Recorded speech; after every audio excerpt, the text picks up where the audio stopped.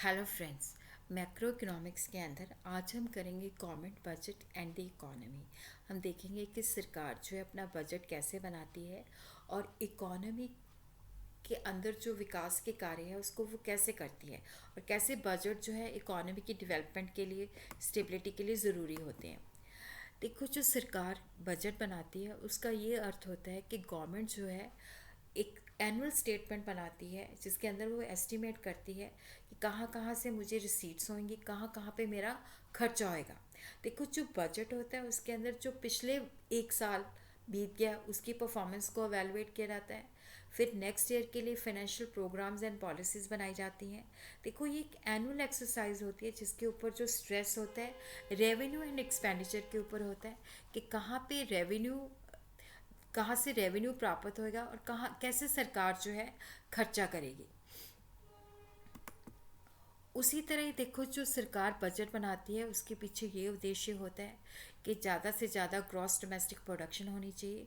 उसके लिए वो इन्वेस्टमेंट फ्रेंडली इन्वायरमेंट क्रिएट करती है, इंफ्रास्ट्रक्चर क्रिएट करती है, खुद यूनिट्स लगाती है, लोगों को मोटिवेट करती है टैक्सेशन के द्वारा, कम टैक्सेशन के द्वारा, ताकि जीडीपी का रेट जो है इंक्रीज़ हो जाए। और उसी तरह सरकार चाहती है कि ये नहीं है कि कुछ एरिया ज़्यादा विकसित हो, कुछ एरिया कम विकसित हो।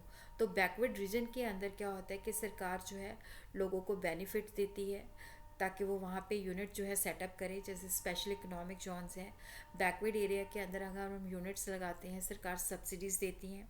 उसी तरह सरकार का ये उद्देश्य भी होता है कि जो रिसोर्सेज हैं उनकी मार्केट इकोनॉमी, जैसे डिमांड और सप्लाई के बेसिस पे नहीं, जो इकोनॉमी की रिक्वायरमेंट है उसके बेसिस पे क्या है एलोकेशन होनी चाहिए। वो चीज़ें ज़्यादा मैन्युफैक्चर होनी चाहिए जो लोगों की रिक्वायरमेंट है।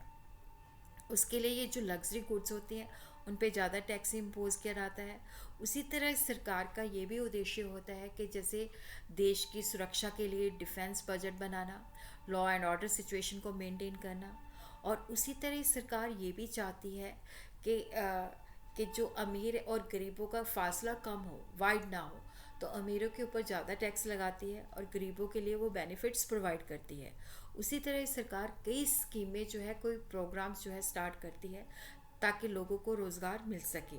उसी तरह सरकार का उद्देश्य ये भी होता है कि अर्थव्यवस्था के अंदर मतलब स्थिरता बनी रहे, ना तो इन्फ्लेशन की सिचुएशन हो।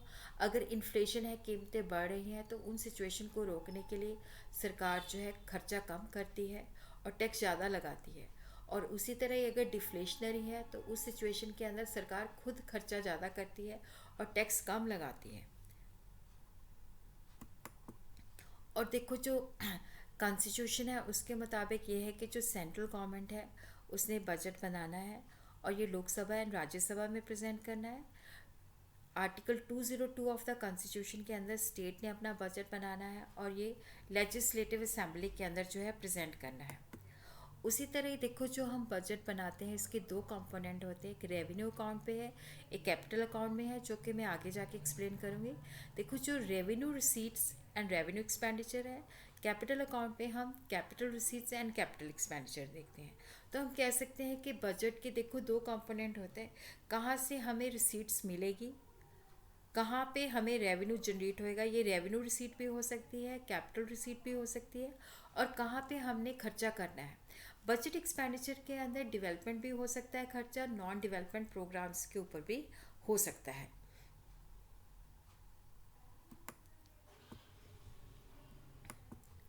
उसके बाद हम देखते हैं कि रेवेन्यू रिसीट्स क्या होती हैं। देखो, जो रेवेन्यू रिसीट्स होती हैं, यहाँ पे क्या है कि अगर ये सरकार जो है इन एरिया से रिसीट मतलब इनकम रिसीव करती है, एक तो ये सरकार के लिए कोई कोरस्पॉन्डिंग लाइबिलिटी ना क्रिएट करे। जैसे देख लो, टैक्स है, टैक्स एक कंपलसरी पेमेंट है, ये सरकार के लिए कोई लाइबिलिटी क्रिएट नहीं होता, क्योंकि अगर कोई टैक्स जिसके ऊपर लगाया जाता है वो नहीं पे करता तो उसके ऊपर पेनल्टी लगती है। और बदले में हम ये नहीं कह सकते कि हमने आपको टैक्स दिया था, आपने ये नहीं किया, तो ये सरकार के लिए कोई कॉरस्पॉन्डिंग लाइबिलिटी नहीं क्रिएट करता। और उसी तरह क्या है कि सरकार के जब भी कोई रिसीट प्राप्त होती है तो कोई एसेट के अंदर रिडक्शन नहीं होनी चाहिए। सरकार के जैसे अपने पब्लिक सेक्टर यूनिट्स होते हैं, अगर वहाँ के शेयर जो होते हैं किसी और को सेल किए जाते हैं तो जो वहाँ पे रिसीट होती है, क्योंकि उसकी वो उसको हम रेवेन्यू रिसीट नहीं कह सकते, क्योंकि उसकी वजह से सरकार के जो एसेट्स हैं उनमें कमी आ जाती है, गिरावट आ जाती है, तो इसलिए हम उनको जो है नहीं कह सकते। उसी तरह ही देखो जो रेवेन्यू रिसीट्स हैं उसके अंदर टैक्स रिसीट्स आ जाती हैं, नॉन टैक्स रिसीट्स आ जाती हैं, इनकम टैक्स है, कॉरपोरेशन टैक्स है, स्टेट ड्यूटी है, जितने भी इनडायरेक्ट टैक्सेस हैं उनको क्लब करके गुड्स एंड सर्विसेज टैक्स है। नॉन टैक्स रिसीट्स के अंदर फीस फाइन्स आ जाता है, sheet, income from public enterprises, grants and donation, special assessment, income from the sale of spectrum. उसी तरह ही देखो जो टैक्स रिसीट्स हैं, देखो ये जो टैक्स है ये एक कंपल्सरी पेमेंट होती है, और टैक्सेस को हम क्लासिफाई कर सकते हैं, प्रोग्रेसिव है, रिग्रेसिव है, value added and specific taxes हैं, डायरेक्ट एंड इनडायरेक्ट टैक्सेस हैं। सबसे पहले हम देखते हैं प्रोग्रेसिव टैक्सेस क्या होते हैं। देखो जो प्रोग्रेसिव टैक्स होता है उसके अंदर क्या होता है कि यहाँ पे सरकार का ये होता है कि जो अमीर लोग होते हैं उनके ऊपर ज़्यादा बर्डन होना चाहिए, तो जैसे जैसे हमारी इनकम का लेवल बढ़ता रहता है टैक्स का रेट भी बढ़ता जाता है। अगर इनकम, क्योंकि सरकार जो इनकम टैक्स लगाती है तो वो टैक्स स्लैब, मतलब उन्होंने कुछ स्पेसिफाइड किया होता है कि अगर आपकी इनकम इस स्लैब के अंदर फॉल करती है तो आपके ऊपर ये टैक्स लगेगा। और इसके प्रोग्रेसिव टैक्सेशन की वजह से क्या होता है कि जो बर्डन होता है रिच के ऊपर ज़्यादा होता है, गरीबों के ऊपर कम होता है। जो रिग्रेसिव टैक्स के अंदर क्या होता है कि इसके ऊपर गरीबों के ऊपर ज़्यादा बर्डन होता है। जैसे मान लो एक बंदा है, जैसे मान लो सबके ऊपर टैक्स रेट सेम है, 10% है, मेरी इनकम 1 लाख की है तो मुझे 10,000 देना पड़ेगा, लेकिन मेरे पास 90,000 बच जाएगा तो मुझे इतना पिंच नहीं करेगा। बट एक बंदा है उसकी इनकम ही 10,000 की है, उसको अब 1,000 रुपये हर महीने टैक्स देना पड़ेगा, तो उसके पास बचेगा ही 9,000। तो रिग्रेसिव टैक्स का जो बर्डन होता है वो गरीबों के ऊपर ज़्यादा होता है।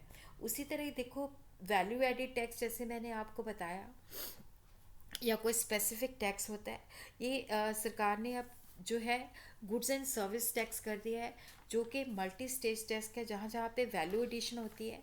देखो वैल्यू एडिशन का मतलब होता है कि जैसे हम वुड को लेके आते हैं, उसको हम फर्नीचर में कन्वर्ट करते हैं, तो ये वैल्यू एडिशन है, तो यहाँ पे वो टैक्स लगाया जाता है।